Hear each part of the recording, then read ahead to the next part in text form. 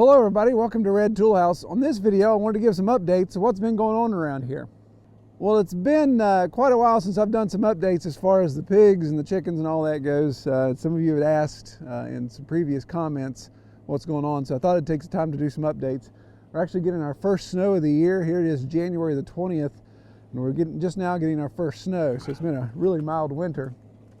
But this fall we have our 4 breeding sows here, actually 3 sows and 1 gilt.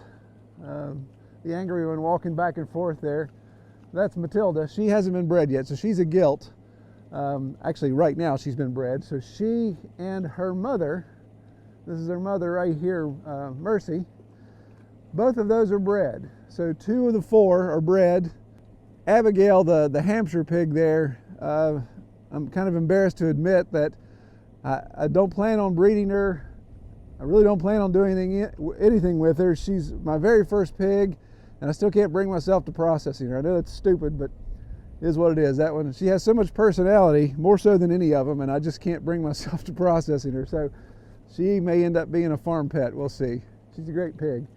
But the other one up there, Merida, we're going to hold off on breeding her, and if I can get my all my act together this spring, get some more pasture built, we may breed her and have rotating litters, that instead of just doing 1 litter for the year and processing in the fall, we may try to do 1 litter that'll farrow in the spring, process in the fall, and then we'll have another litter that farrows late summer and we process in the spring. So we'll see if that works out or not.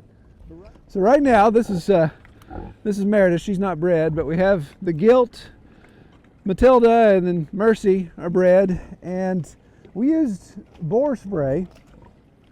I've used that the past several years to really make sure I've got their heat cycle figured out and nailed down. And I think my boar spray's gone bad. Like a dummy, I thought I'd get a couple years out of that. So I think my boar spray was 2 years old and didn't seem to be as effective as doing what it needs to. But still able to get their heat cycle nailed down, and we had a little bit of variation there. I wasn't 100% sure, but I had 6 doses that I got from from Shipley's, and was able to get. I think I got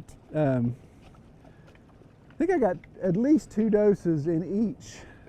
I think I even got 3 doses in Matilda, 2 doses in Mercy, and 1 dose was wasted. So that's where we stand right now. So our farrowing date, I actually haven't done the math, but I have.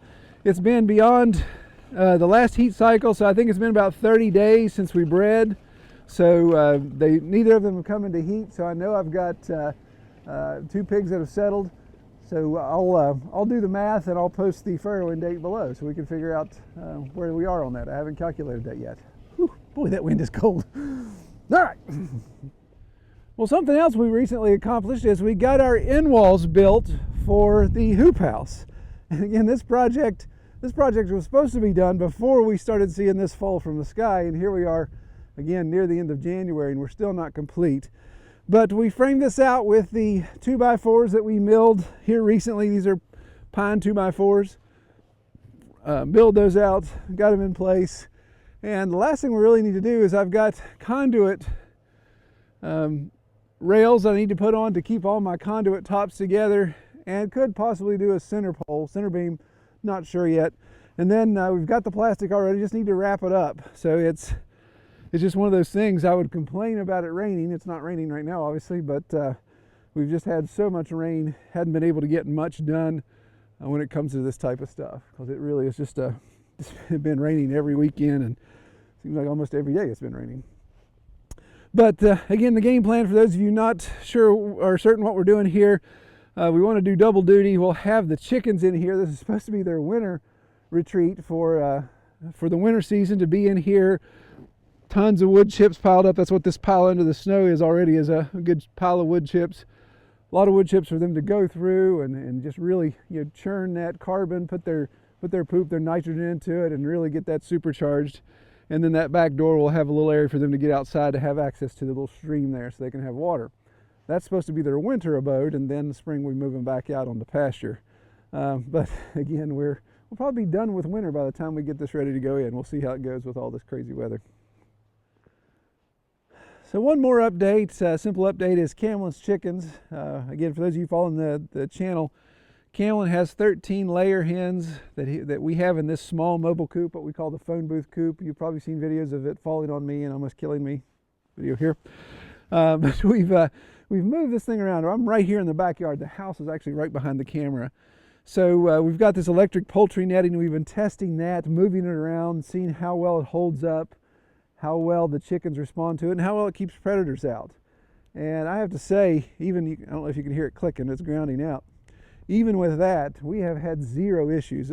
Our woods are inundated with raccoons and possums that really play havoc on my chickens. But this has done a great job keeping them out. Haven't had any loss here, and it's really worked out well. Again, we just moving around in different spots. So we may embrace that model. We've talked about it previously. We may embrace that model with our entire flock. So we may end up going to a larger poultry netting setup where I've got all 100 chickens, or how many we end up having at that time, in a mobile setting that we move around. Stay tuned for that. Also, one little test we've done, this may be worth doing a whole video on this, but down in our main coop, which is down in the valley to my left here, is where I have the majority of the flock, and they are in the fixed coop with the electric door, all the things that we've done in the past. Well, I put artificial light in there to boost their laying, or keep their laying going through the winter. So it picked back up at the end of November. We started getting eggs again. There was a pretty heavy molt with my flock down there. So we were out of eggs there for a while, but they're starting to come back up. Now with Camlin's chickens, his 13, I didn't do anything like that. I wanted to test to see how would they lay or stop laying in the wintertime if there was no artificial light or any of those type of influences. And interestingly enough, his chickens backed off about the same time, got down to where he'd maybe get one egg every couple days out of a flock of 13. But it's funny, at the winter equinox, it's like the chickens, I mean, again, that's the way they were created to respond. You don't be breeding in the middle of winter. But after the equinox, we noticed about 2 weeks after, the egg production started picking up. So the days are getting a little bit longer. Again, you can't say a day in the middle of January is long, but they're getting a little bit longer, and the chickens are responding to that. So he's starting to get multiple eggs a day now. I think at times, I think one day he got 6 in one day. So his chickens are starting to pick up. So this debate of artificial light or just let them go, it really hasn't moved the bar that much. Our chickens went dormant, his chickens went dormant, and then now they're both starting to lay. So yeah, there's a pretty good argument there. We haven't done a scientific study, but there's a pretty good argument there that artificial light really doesn't change it that much. Well, one other update comes from a bit of a personal side, and that is a couple weeks ago, I found myself in the emergency room with what I thought was a heart attack. Fortunately, I was blessed that it wasn't, but it has required me to slow down. I've got some monitors on me. I'm feeling like I'm an old man now. But it's something that, in full disclosure, obviously I want to share with you guys that watch the channel, because this is part of it is too. Homesteading, if you're going to do this strenuous work, if you're going to take on these tasks, health becomes a part of that issue. You have to factor that in. Now, again, I'm a little winded because I walked up the hill here, but I've been told to take it easy for a while until I can learn more. And that's all I can really share right now, because anything else would be speculation. But we may have to slow down a little bit. I don't know what that looks like, whether it's homesteading, whether it's my day job, whether it's my other activities that I'm involved in, some boards that I sit on, maybe a stress thing. We'll see. But the one thing I will share with you all, as the time comes, many of you have asked, this is a common question with homesteaders, is what about health insurance? Now, I'm self-employed, so I don't have a nice health insurance policy. In fact, what I'm using is faith-based bill sharing program, and so it actually doesn't even qualify as health insurance. I am exempt from the penalty from the Affordable Care Act because it does recognize it there, but I don't get to write off my health insurance expenses. I still pay a monthly premium. I don't get to write that off of my taxes, but I do get some coverage. So this will be the first test that we've had for this program. We've been on it for about 5 years now, and this will be the first test that we see. I got my emergency room bill just yesterday, and that was pretty substantial, but we'll see how this goes. And I will share that with you, of course, because I want the people, many of you have asked about that, some of you have considered that program or programs like that, and I want to share that experience with you to see how these expenses are taken care of through that bill sharing. I promised to take it easy. I promised my wife I'd take it easy, so we'll slow down a little bit. Again, this time of year, I'm not doing a bunch of strenuous stuff anyway, but hopefully we'll keep the projects rolling and we'll document that as we go along. Appreciate everybody watching. Take care, everybody.